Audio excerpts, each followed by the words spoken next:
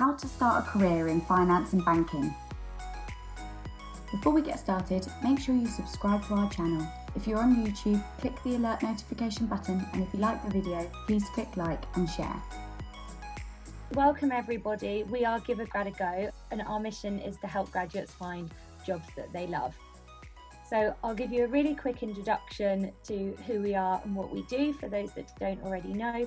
We specialise in early careers being your first, second or third job. We offer graduate recruitment, but as I just mentioned, you don't have to be a graduate straight away. So please do get in contact even if you are looking for your slightly later career roles. We will help you prepare your application, and that is all part of our free service. So we will take you through the initial steps of joining us, finding out what you're interested in, what kind of roles that we think might suit you, help you with your application along the way, all the way through until you've been placed in a role, and we'll follow up with you then. The main thing that we do is connect you to opportunities and employers. Some of those who have joined us today, who I'll go on to introduce our amazing speakers very shortly. I also want to flag with everyone on the webinar, here's some more links, which again, I'll be sharing afterwards. The link to our Facebook group, Go Graduate Network, and our YouTube channel. If you subscribe to our YouTube channel and join our Facebook group, you could be in with the chance to win £100. We also have a partnership at the moment with Lively, who are helping people move to London, where you get £300 off your first month's rent. And if you are interested in joining any more of our graduate webinars, then please give me an email at the address below there, kate.clough@giveagradago.com. We will also be sharing these, of course, across all our social media. And for those who don't already know, we have our content guest blog program where you can email content@giveagradago to write for us and be authored on our website. So I'm going to really quickly, before I introduce everyone, go over our CV tips. So the first thing that we always say to everyone is to do your research before you apply for the role. Find out who you're going to be speaking to, find out more about the company, and stay informed with what they're doing. And the best way to do this is by going on LinkedIn and connecting with your hiring manager or your recruiter. So I would really advise everyone from that to connect with us on LinkedIn after the session. We will be sharing our links afterwards. So please do get in touch. And if you are looking for a role, then you know where to come.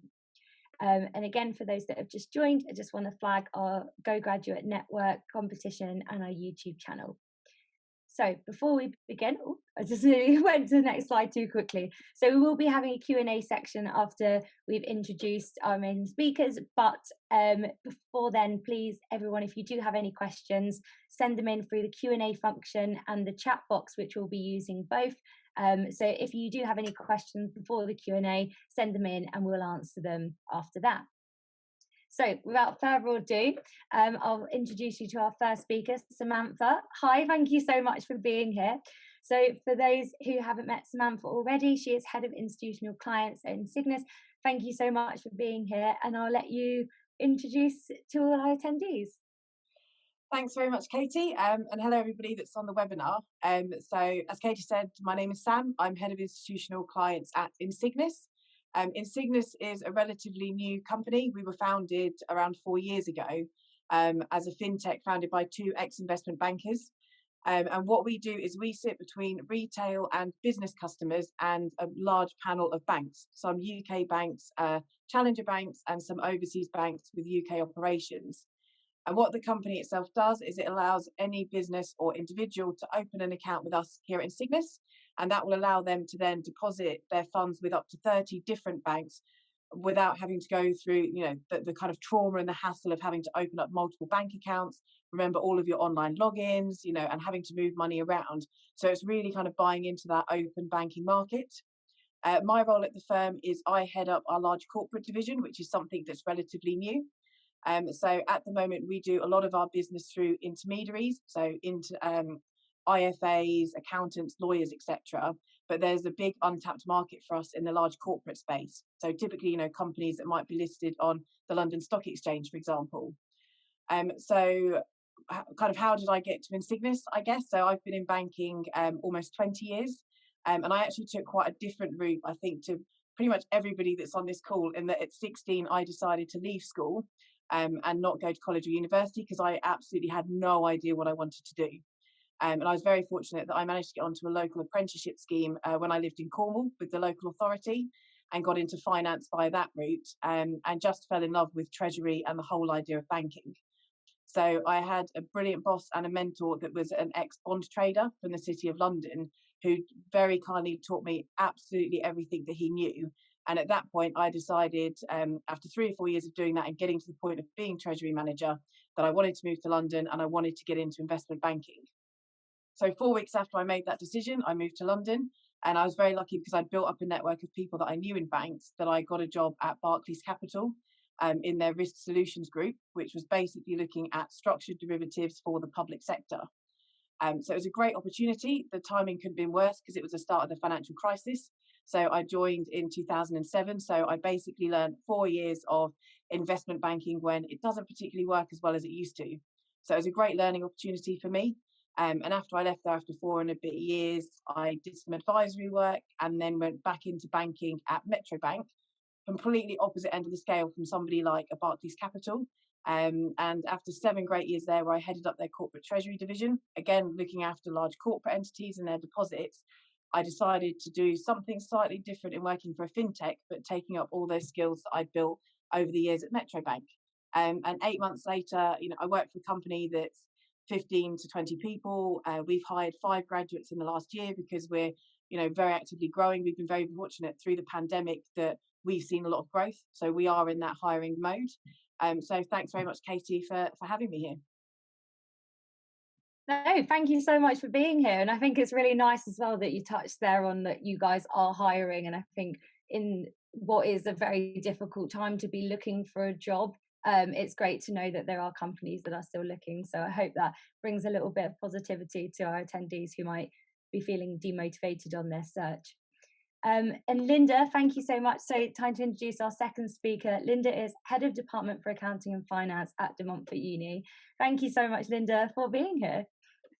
Hi, Katie. Thanks very much.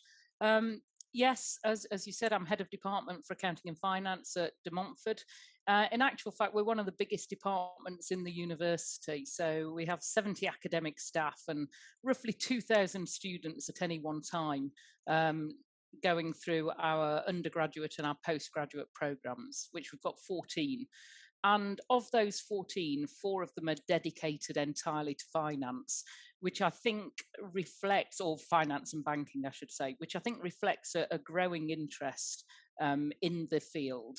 Until recently, we only had postgraduate degrees, master's degree programs in this field, but actually as a result of student demand, student requests, we've actually introduced an undergraduate finance and investment program recently. So I think that emphasizes the growing interest in this field and this career path for students. Excuse me. We have a very strong group of both domestic and international students, and many of them are looking for those careers within this industry.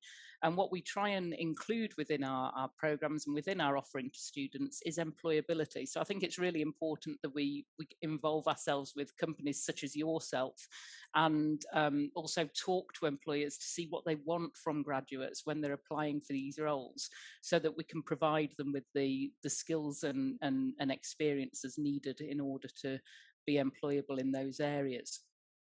Excuse me. My career's a little bit different to Sam's. I did go to university. However, similar to her, I had no idea what I wanted to do as a career.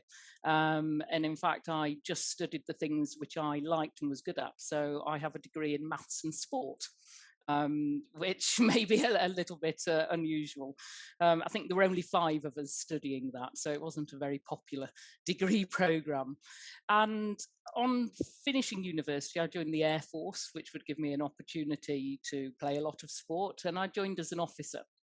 And whilst I was in the Air Force, I think I gathered a lot of the skills that I was going to use in my future career. So I left after 6 years and joined Dell Computer Corporation.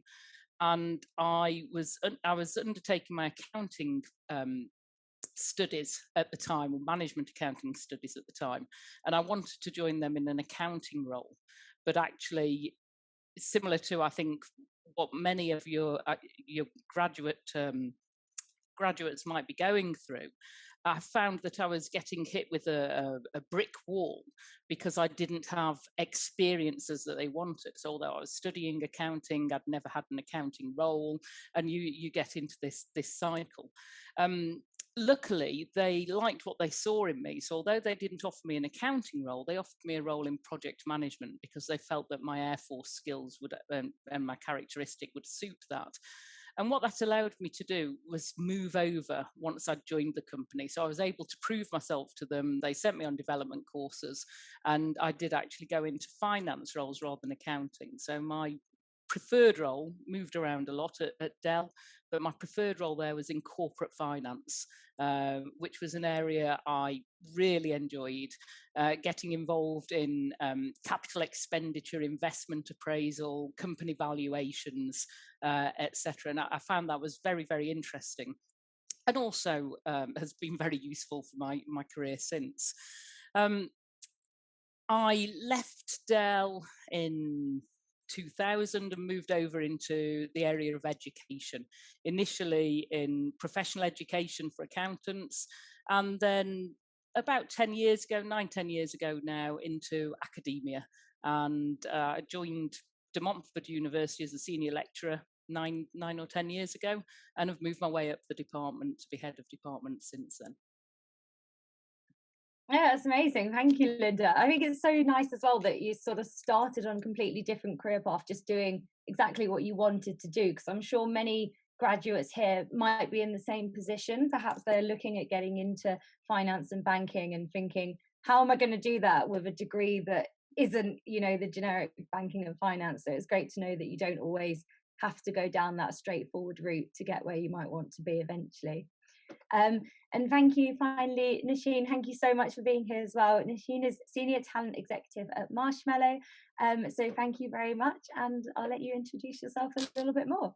Thanks, Katie. As Katie just said, I'm Nosheen. I work as a Senior Talent Exec over at Marshmallow, which is a InsurTech FinTech organisation. I started off at university. I studied politics at Cardiff, so very different to the career path that I decided to take in the end. I had a passion for technology. I saw it as the future. With recruitment, I kind of fell into it. I think a lot of people tend to. I've worked in a blockchain organisation, I've worked agency, and now I am at Marshmallow. Marshmallow is very much focused around making insurance fairer for people, no matter what background you come from. That includes credit history, age, demographic, and we use technology to drive that fairness. We currently only do car insurance, but we will be expanding out our product range. And we are also hiring. Graduates are a big part of the culture here at Marshmallow. We hire across our customer operations. We also hire within our fraud team, and there are also opportunities across tech, pricing, data, you name it. We probably will be hiring grads in that space as well. Oh, that's great. Thank you. So I guess my first question for you all, and I'm not sure who's best to go first on this one, is I think we've covered just from you three saying about your extensive experience, especially combined. So could you give a bit of an insight to any attendees here who might be wondering what types of roles there are in banking and finance? So I know, Nosheen, as you kind of just touched on, things are getting way more into the tech world. There's so many jobs available in FinTech. But what is that, and what are the different roles? Great question. So I don't think I can really answer traditional banking. The way I see traditional banking is your 2-year training program and a much more traditional style role. But within the FinTech space, there are so many different roles. You don't need to have a finance degree. You don't need to have kind of economics or anything similar.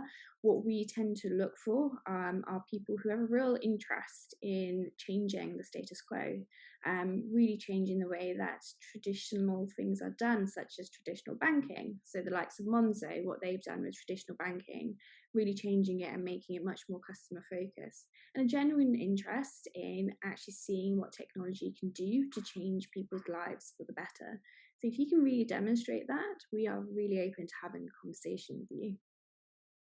That's great, thank you. And Linda and Sam, I don't know if either of you have anything to add on the different types of roles that there are. I know we probably won't manage to cover all of them, but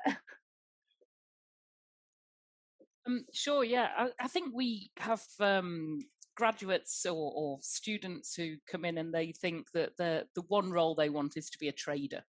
And that's what we tend to find, and that's a common understanding of what a finance role is about. But in actual fact, there are so many different routes that suit so many different people. There's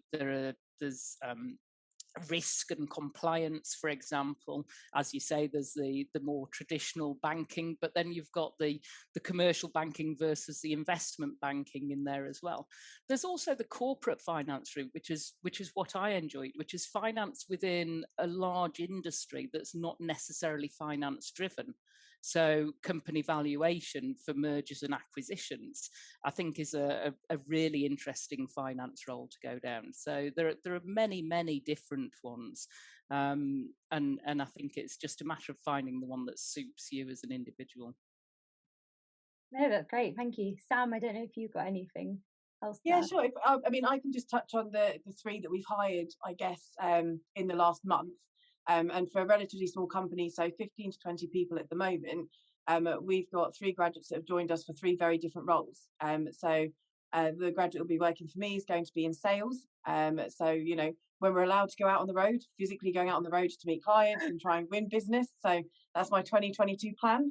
But also doing a lot of the tech work that I need to integrate some of my ideas into the kind of Insignis model. My background's absolutely not tech at all, so it was very key for me to have a graduate that could bring his or her tech knowledge into the firm. We've also got some that are working in more compliance functions, as Linda said. We've got some that are working in the banking team. So as well as our customers, we also have a big panel of banks that need servicing. So even in a really small firm that comes across as very sales focused, actually there are so many different divisions that all require a certain different set of skills. That, you know, it's a reason why we've hired 5 graduates over the last 12 months. No, that's great, thank you. And I guess we've kind of touched a little bit there on the types of roles that you've hired for, and actually quite recently some graduates that you've hired. Is there any graduates or perhaps students even, this might be even more prevalent for Linda's situation, that have had a really inspiring story, you know, anyone that's really stood out to you that has wanted to get involved in the finance and banking sector and perhaps started somewhere unexpected and has done really well, aside from you 3, of course, who all have pretty interesting stories as well? Yeah, sure. I've definitely got one that I can mention, who was one of my first students actually when I joined Montford University, and was very keen on having a career in finance, but was a BAME student, first in family to go to university, from a lower income background in London, and really thought that there was no opportunity at all for him to enter this industry. And in reality, he's made a huge success of it. And what he did was he started in a sales role, in actual fact, for the financial information company, Bloomberg. And he started in a sales role for them, effectively going around to universities trying to sell the education system to universities. And as a result of that, he actually grew throughout the company, got himself a fixed income analyst role and then a senior analyst role. And now he's moved on working for another big investment company, in a senior analyst role for an investment company. And all of this has happened within 7 years. So really done well in his career. No, that's great. I think it's really inspiring for students as well, who also at the moment might be feeling that, you know, it's a bit impossible to get a job. So just knowing that there are some stories out there, people who have, and also the different career paths that they've gone. You know, quite a thing that we say at Give a Grad a Go is that you don't always have to go through the traditional graduate scheme route. I think that's a big thing, especially with banking and finance. You know, there are some incredible banking and or finance graduate schemes, but actually you can often find that you get more responsibility, more autonomy, and perhaps in some certain situations more career progression working at smaller startups. But yeah, Nosheen and Sam, I don't know if you've got anything to add to that or any stories of anyone in particular that's really shone out to either of you. Yeah, we've got a couple of people across Marshmallow who came in as graduates and have worked their way to slightly different roles. So one member of the team had started off as a graduate customer operations exec. She had an accounting degree. She wasn't sure she wanted to do the ACA, kind of dropped out of it, and now she decided about, let's say, 6 to 8 months ago, that she was quite keen to get back into accounting, and we are supporting her with the ACCA. Another member of the team was also part of the customer operations team, really passionate about the customer journey, and now has moved over to our fraud investigating team. And we also have many other stories across the organisation. We've got a member of the fraud team who now works in our compliance team because he's really passionate about policies and procedures. You knew that was a thing.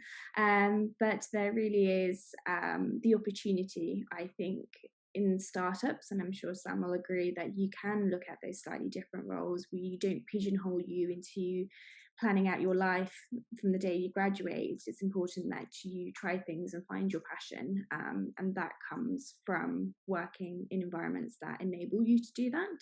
Not saying that large organizations don't, but it's about finding what it is that you think you can really drive your success as a person, and then you can kind of relook at those career paths that you want to take. No, that's great to hear. Thank you. Sam, I don't know if you did have anything else to add on there. Yeah, sure. So obviously I'm relatively new at Insignis, so I'll use an example for somebody not at the company.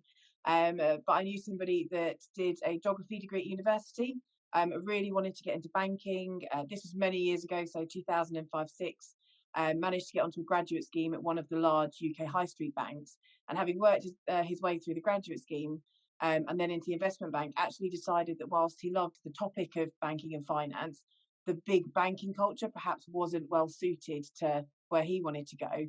So actually ultimately ended up taking up all of those skills and experience that he'd earned over a sort of 5-6 year period, and went to work for a family office dealing with the banks. So almost kind of poacher turned gamekeeper, which is great. So you can always get all of your kind of learning and experience from where you thought you wanted to end up, but end up taking that to somewhere else where you might not necessarily think, oh, I want to go and work for a family office and that's where I'm going to go. Or a FinTech. There are all of these opportunities where those skills absolutely are required. No, that's great. Thank you. I can see that we've had a few questions come in as well, so I'm just going to stop sharing my screen so that we can see those. So somebody has asked, they said, hello, I am a master's student currently studying international business. So what they need to know is that they see quite a few companies hiring with past experience. Do you have any advice for people that are looking to join a job or looking to join banking and finance who don't have any experience yet?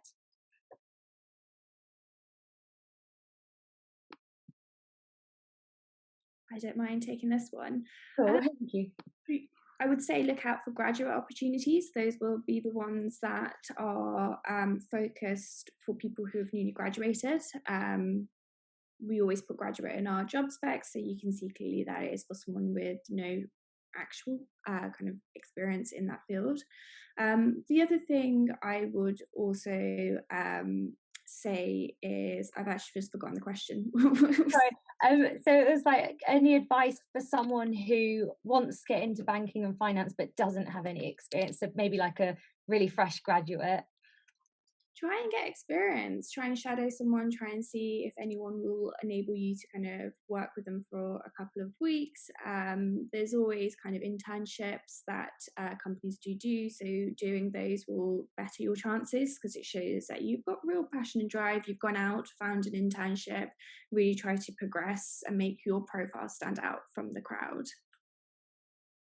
Oh, that's great, thank you. Linda, Sam, I don't know if you've got any advice for someone who currently doesn't have any experience but is looking to get into the industry. Sure, yeah. I'd second what Nosheen said about getting experience.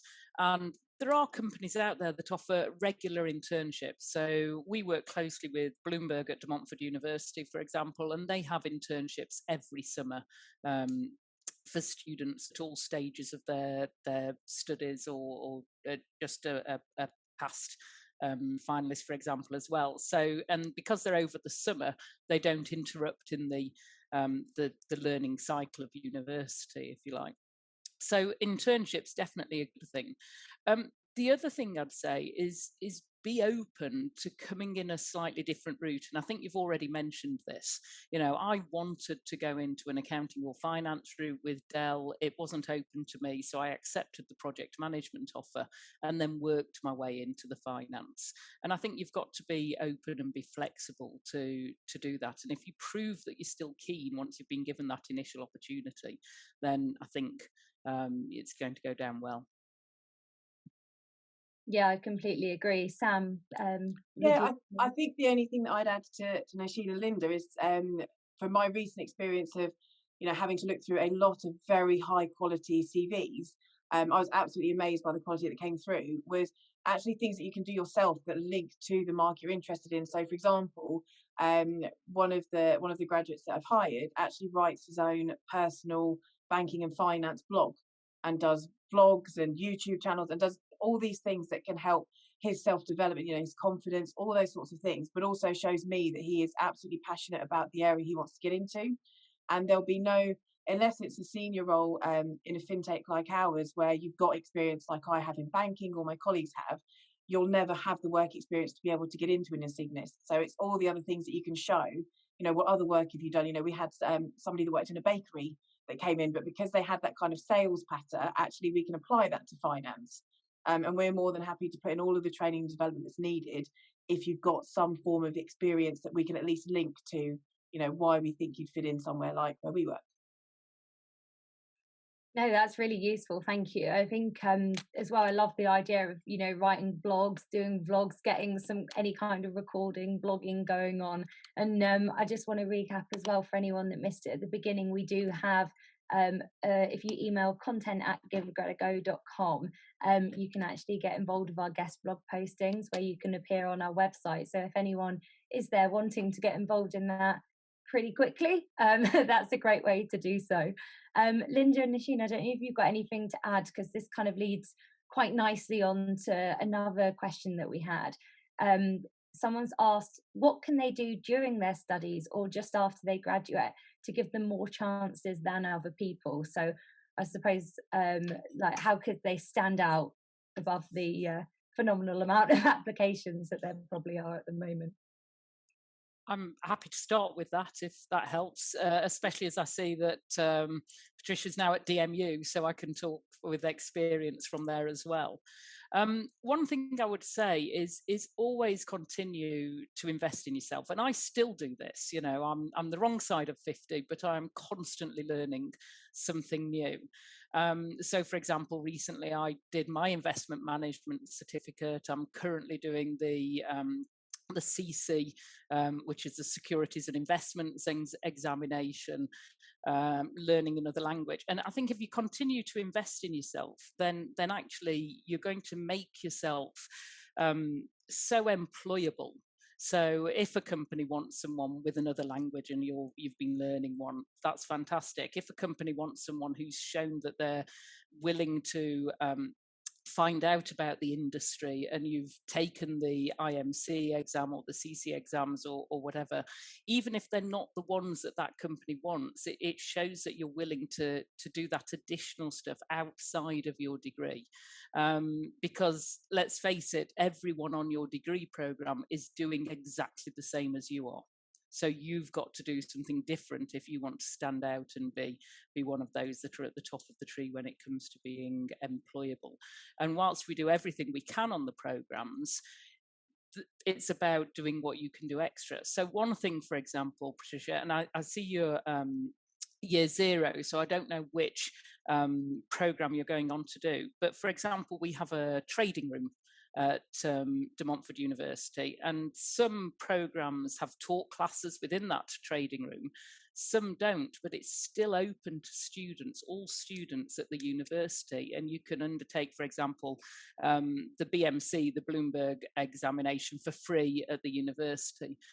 And we had an accounting student, not a finance student, who started using the trading room of his own accord, and actually has gone down a finance career now rather than an accounting career, because he found it so interesting. And I think that stood him in good stead by doing that. So if you're at DMU and you see the trading room, wander in there, ask someone for help. How do you get started? Once we're able to be back on campus, this is, and start your interest in that way. No, that's great. Thank you. Nosheen, I don't know if you've got anything to add for that. Is there anything in particular that perhaps sort of from the other side of someone who is recruiting people, is there anything that has ever stood out to you in the past or that would really make someone stand out? I think there are a couple of things. Firstly, kind of touching on what Linda said there, make the most of the opportunities you have beyond just your degree course. Universities usually put on quite a lot, really enable you to drive your success.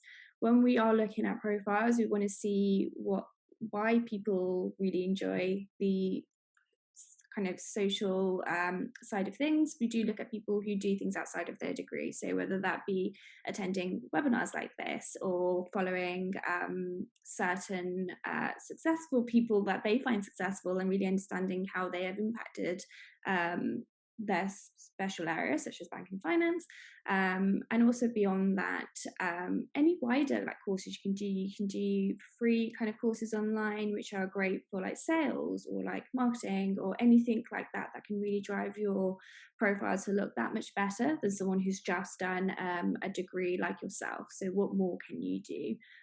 So those are the kind of things we look for. Beyond that, really showing a passion for the jobs that you have done, whether that is working in retail, whether that is related to your course or not. We don't expect people to have experience coming into a graduate role. So what we really want to see is how you've taken the skills that you've learned in your role and how you intend to use them and how you want to grow are the key things for us. No, that's great. Thank you. So now that we've kind of had all the advice on what you can do to essentially make yourself more employable and get into the banking and finance sector, someone's asked a really good question.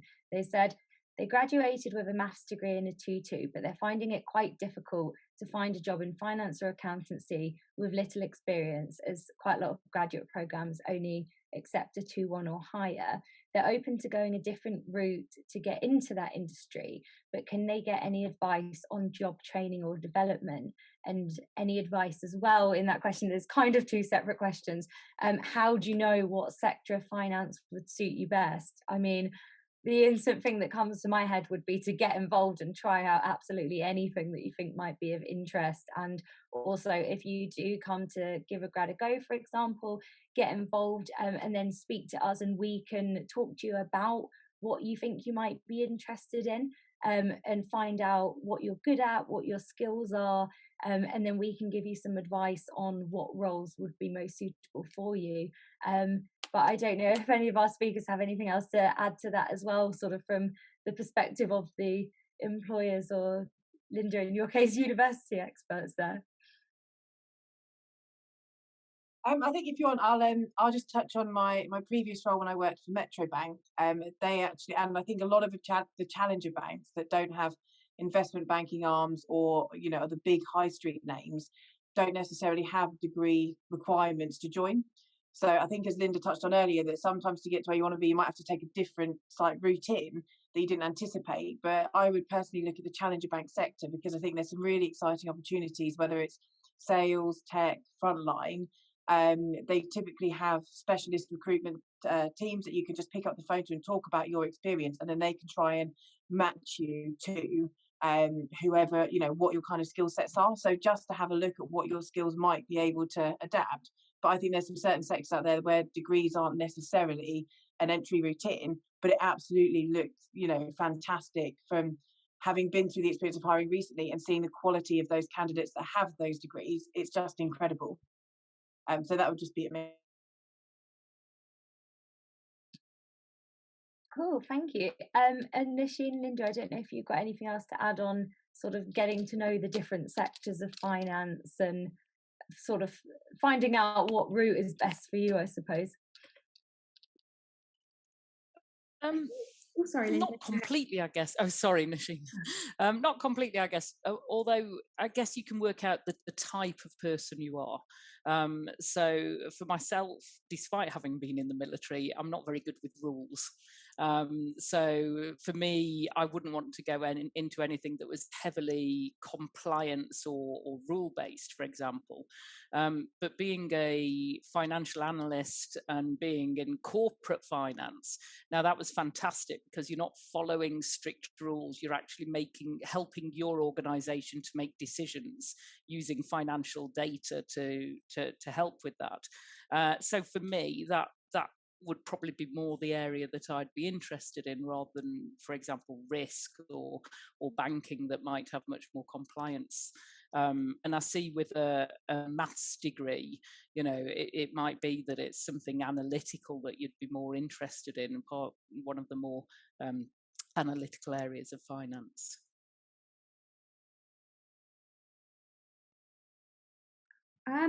I don't have a lot to add. The only other thing I can think of is any modules that you particularly enjoyed while you were at university, maybe kind of good areas to start looking at.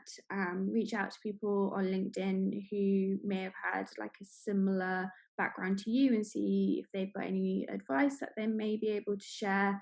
I think it's about doing your research and seeing who you can speak to, what communities you can join online through like meetup.com, and really kind of pushing yourself and finding ways to actually get the information that you need. Information doesn't come to you, you need to kind of go out and find it.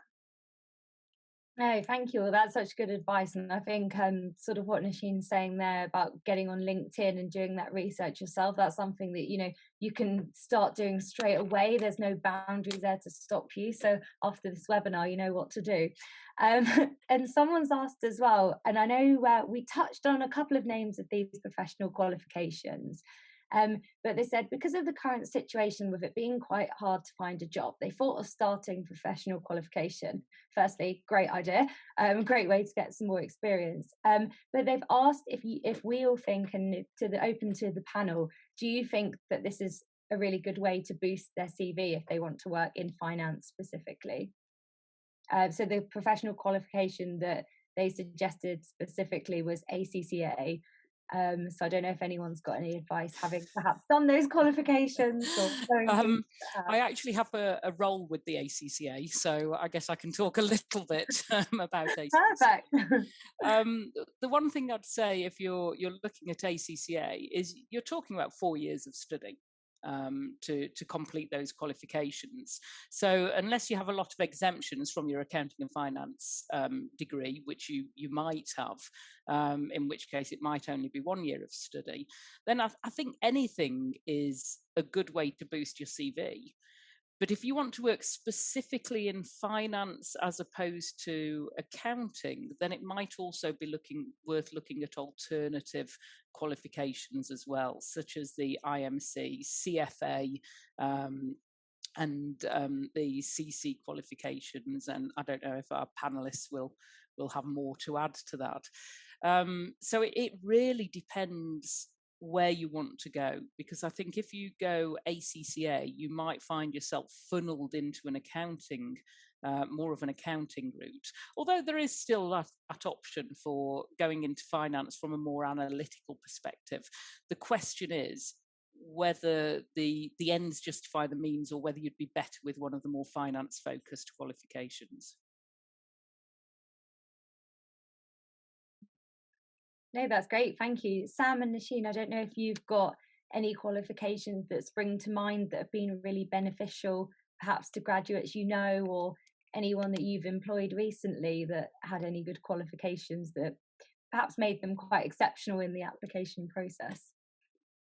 I think, as Linda mentioned, I think the CFA in banking in particular, I've come across frequently. It's very intense, so a lot of study, and also Securities and Investment Institute. From a regulatory perspective, I had to do the exams. I went through them, and they are very tailored to specific types of banking. So, for example, commodities or bonds or just regulation. So, just getting your head around things like the Financial Conduct Authority, PRA, etc. I think anything like that where it's related to the subject you want to go into, absolutely. That's great, thank you. Nosheen, do you have anything to add, or is sort of a disagreement with the others?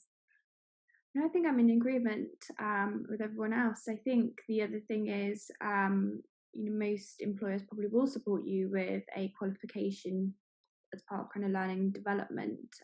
So I wouldn't put pressure on yourself to do a qualification for the sake of it. Make sure you are invested in it and you actually want to spend the time and resource required to do it, because it usually is a lot of time and effort on your part. No, I can imagine. So we've got a really good question from Jordan, who says, as an engineer graduate, they've recently got a non-graduate level job with a large bank. Congratulations. But they've asked the panel if you would recommend looking for graduate jobs internally or externally, and if so, would you recommend with a larger or smaller firms as a non-traditionally financial related graduate? So I think I guess the direction perhaps that we could take with this question is whether you think it's better to apply for smaller firms or larger firms, and how best to apply for those. Of course, I would say that we work with some larger firms and also some smaller firms, and there's pros and cons to both of those, which I'll let Sam and Nosheen and Linda go on and explain a bit more to you in a moment. But of course, if you are looking on how to be recruited in, please get in touch with Give a Grad a Go, and we will be able to connect you to those employers there. But without promoting ourselves too much and what we can do for you, I'll pass over to the panel on any advice they have on perhaps the difference between larger and smaller firms. I think maybe from my experience is it depends on how you like to learn. So, for example, in a bigger bank, it might be a much more structured program, so a formal graduate program where you get to try out 6 to 8 weeks in different departments. It's very formal. Whereas in a smaller firm like Insignis, a lot of more is kind of get your bum on the seat day one, and then we're going to teach you everything we know and much more on the job. And I actually, I think it varies from people to people as to whether they prefer that structure and being part of a bigger group of people learning, or whether actually being sat next to somebody that's got the experience to pass down suits their learning better. And I think maybe it can apply to, both methods can apply to both people. Personally, I'm much more on the job training because it's the way my mind works. But I know that lots of people in the company that I work for actually, might have gone on were interested in bigger bank grad schemes, or it really is down, I think, to the individual and how they really like to learn and how they soak in all of that information and job experience. Oh, that's great, thank you. Nosheen or Linda, do you have anything else to add on sort of the pros and cons from larger and smaller companies? I think a part of it, just adding on to what Sam said there, thank you for explaining it so clearly. What do you want? How do you learn? Make a list of what you actually want to get out of your role. Does your current company offer you that? If not, then start looking at other potential opportunities and see how they compare to your list of requirements, is my honest answer. No one can really answer that question for you. Only you can answer that question for yourself, is my opinion. No, that's great, thank you. Linda, do you have anything to add there?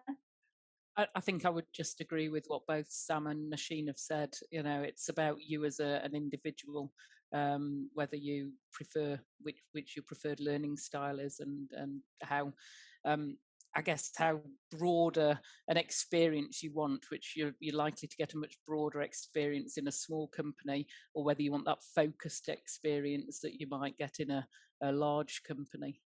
So I think they've answered it very well.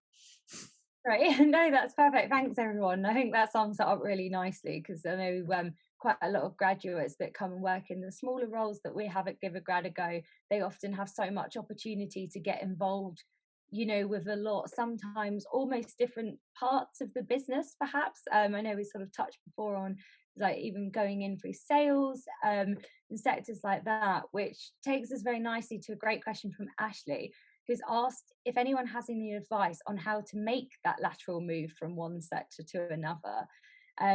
Ashley says that she graduated from Montford, hey, several years ago, and she currently works as a forecasting analyst. While she can see that she's gaining valuable experience, she's worried that she might be funneled down a single path. I think this is a really great question as well for anyone that's on the webinar who might already be thinking about their progression, or anyone who is in their early careers as well. So thanks so much for sending this in, Ashley. And yeah, I don't know who would like to go first on advice on making the move from one sector to another, perhaps when you're already in a company or a job. I don't mind starting this off. I think it depends on the company at Equifax and how many opportunities there are there. Certainly at Dell, I moved very rapidly, and much of that was prompted by myself. So I'd come to the end of a particular project or role, for example, something that I thought I'd done very well, and I always picked my time. So I made sure that I'd just performed really well in something. And then I'd reach out to my manager and say, I think I've done that well. I don't think there's anything further for me in this role, but I really want to stay at Dell. Do you know of any opportunities? Could you look around for any opportunities? And I think you'll find if you're performing well, that they'll do everything they can to keep you in a company, and that might be an opportunity for you at Equifax. I'm not sure what other roles there might be available for that, but certainly pick your time and approach them when you've just done a really good job. No, that's great. Sam or Nosheen, do you have anything to add from that on your side? No, I think Linda's answered it really well. I think before, particularly, a little bit in the current climate, before making a jump to something new, sometimes it might be that you might be going through, a slight of a lull in the current role, or there's some things about it that you don't enjoy, but, maybe just consider all the parts of that role that you are, really excited about, and then what other similar roles you might be able to find, or whether it is a complete leap into something different that you'd like to do. I've always stayed in finance, but done various different roles because I knew what I liked to do. And then, as I mentioned that I've been an advisor before, you can give the best advice in the world, and the clients can choose to accept it or not. And I got very frustrated with that very quickly. So it's my shortest part of my career, which I just skirt over. So it was still in finance, but it was just not for me. So I appreciate that sometimes you can be doing something that in a subject you love, but that actual role is not for you. So absolutely, if that's right, then make the move and find something else that kind of makes you happy and can have that career progression for you. No, that's great. Thank you so much. Nosheen, do you have anything else to add from that before we go on to the next question? No, I don't. I think both have explained it really well. Perfect. Thank you all for that. We had another question as well come through. So someone's asked, and I think this is a really great question because I know that a few people earlier mentioned not having experience and not knowing where to get it. And especially for graduates, so I think we all know how many transferable skills you can get from a degree and from qualifications. But they've asked, and this might be a good one, especially for Sam and Nosheen here, what skills that are these sort of transferable skills? What would you look for?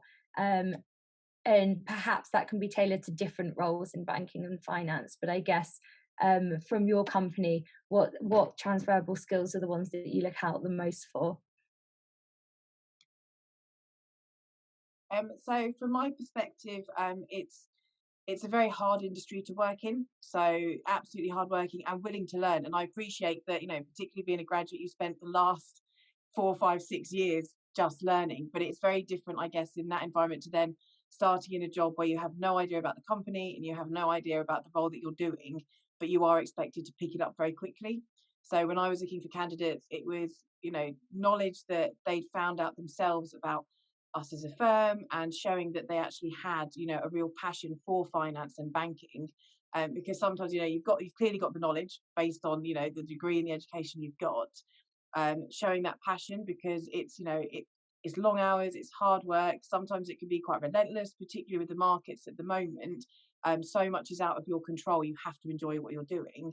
And then finally, the one thing for me, which is really important, is you know, as well as the kind of the education side, is actually, you know, making sure that you're kind of cultural fit for the organization. So it's not always about, you know, the lines on your CV. It's also about you as a person. And particularly in a smaller firm, it's making sure that when you've got 15 people and you're hiring one more in, that they will get on with everybody in the company, and the company will, you know, take them in and really help them drive their career forward.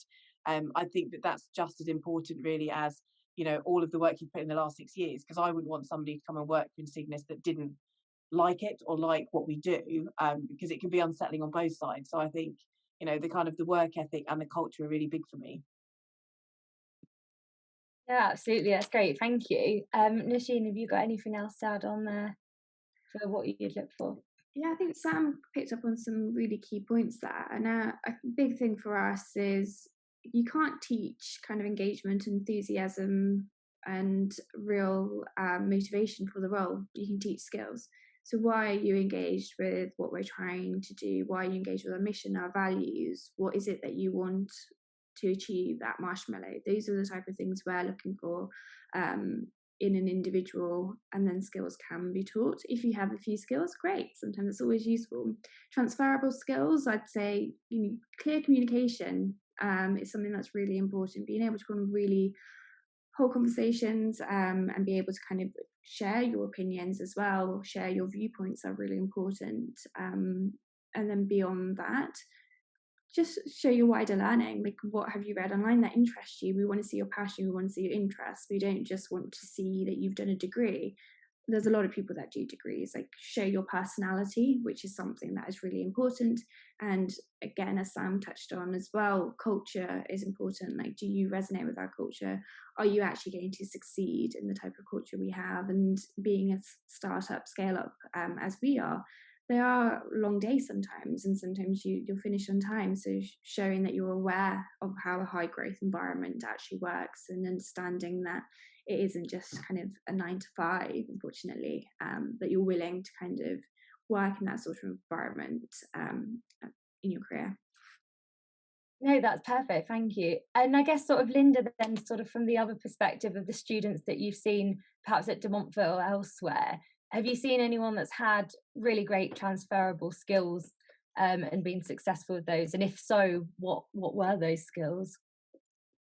I think it'd reiterate what Nosheen just said there. One of the things, and this is purely from personal observation as opposed to anything else, one of the things I would say of the students that I'm aware of that go on and do well in a finance industry, some of the things they have in common are that they've been very engaged with their learning process at university. And by that, I don't just mean in their modules and doing the minimum to pass. They've been engaged in actually progressing their knowledge further. So if we've been doing something on, I don't know, fixed income, for example, they'll start a conversation on, well, what do you think about green bonds, and they'll take that knowledge or try and take that knowledge a step further. So very engaged. The other thing I'd say is that there's an element of confidence, and I don't mean ego. I mean confident in their own ability to succeed, that they know that they have the skills and the characteristics to succeed in the industry, and they're happy to display that. That's great, thank you. So I'm conscious that we're getting quite near the end of our session, so we'll just answer one more question and then I'll move on to our final question for the panel. So Ian said that he's graduated with his master's in 2019. Would you say that there's a theoretical cut-off point for applying for graduate roles? Do companies prefer more recent graduates? I can say from our perspective at Give a Grad a Go that we recruit for early years careers, and sometimes we find that people who are in we recruit for up to 4 years, but sometimes people who are in their first, second or third year in their career, they do sometimes, perhaps it might be because of a sector change, or they just love the look of the job, they do go back and apply for those graduate roles. I think it's always good to ask, and a great way to do that is connecting with the hiring manager on LinkedIn. But yeah, I don't know how much to add to that. If anyone from the panel's got any advice for the sort of cut-off point of graduate roles and graduate schemes from that sense. I don't think so. I think for us, it's seeing what you've been doing. If you want to go traveling, go traveling. If you want to try a couple of different things before you decide what you actually want to do, then that's also fair. Different organizations will have different stance on this, but we're much more focused around, okay, here and now, why do you want to come and work for us in this specific role? What have you learned in the last couple of years where you have been trying different things? Oh, that's great, thank you. Sam and Linda, do you have anything else to add there? Or I think Nosheen covered it quite well. Cool. That. Oh, sorry. I was just saying that what Nosheen said was perfect, and it's down to each individual circumstances at the time as to why there might be a gap, and we can't sit here and judge before we've had a chance to talk to that candidate for what could be very valid reasons. You know, particularly in the current climate. When I left Barclays Capital, I took a year out, kind of just to get over the financial crisis and what had happened. But as long as you've got, you know, the valid reasons for why you've taken a bit of a gap or done something different, then I can't see any issue with that whatsoever. No, that's great. Thank you. So I'm conscious that we're coming to the end of the webinar session. Thank you so much, Sam, Linda and Nosheen, for answering all those questions. It's been absolutely amazing hosting all three of you, and I'm sure it's been really interesting for everyone here. We've still got a couple of questions that we didn't get around to answering, so if anyone does want to send them in after the session, please do. We're really happy to answer anything, say anytime, whenever we're all working during the day, ideally.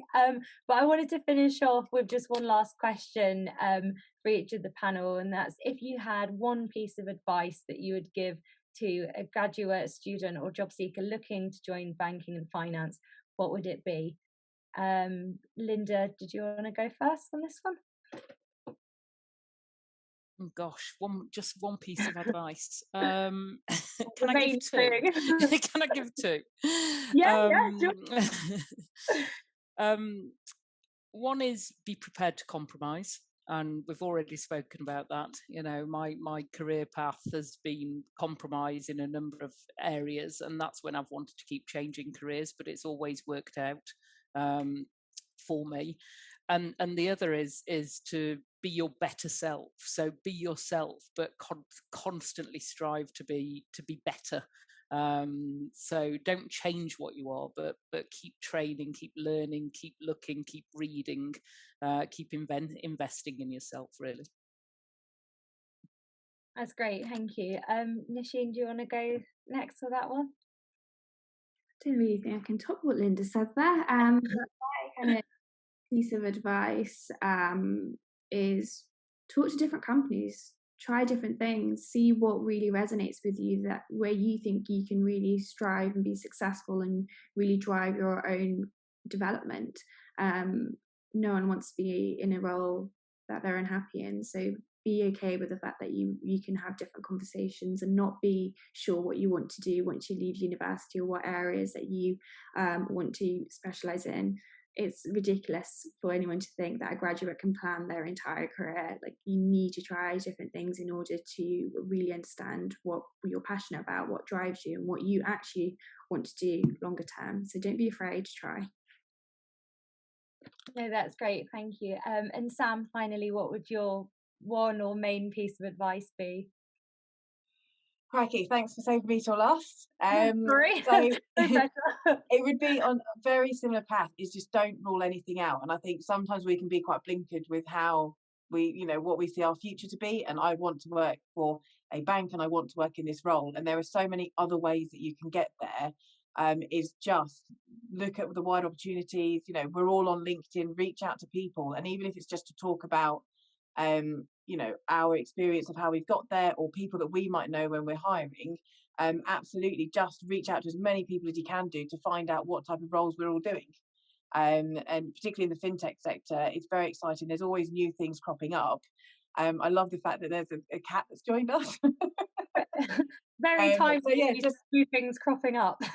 yeah, so just don't rule anything out. And from my experience, like I said, we've hired 5 graduates in the last year through Katie and the team, and it's my first time of ever hiring a graduate, and it's been fantastic. So I just give everything a go, I think. Oh, thank you so much. And thank you, Nosheen, Linda and Sam, for being here today. That advice was so useful. And thank you to all the attendees that have been here as well. If you want to send your questions in, please do drop me an email, k.clough@giveagradago.com. I will be emailing around after the session just with some more links and sending you just, again, the stuff that we covered at the beginning. But thank you all so much for being here, and especially thank you to our amazing guest panel. Thank you all.